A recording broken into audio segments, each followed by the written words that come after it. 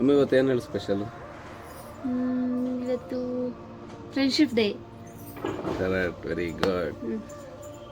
ಅಮ್ಮ happy friendship day. ನಾನೀಗ friendship day wish ಮಾಡ್ತಾ ಇದ್ಯಾ? ಯಾಕೆ ನಾವಿಬ್ರು ಗಂಡ ಹೆಂಡ್ತಿ ತಾನೇ? ಗಂಡ ಹೆಂಡತಿ ಆದರೂ ಒಂದೇಳ ಒಂದು ತಿಳ್ಕ.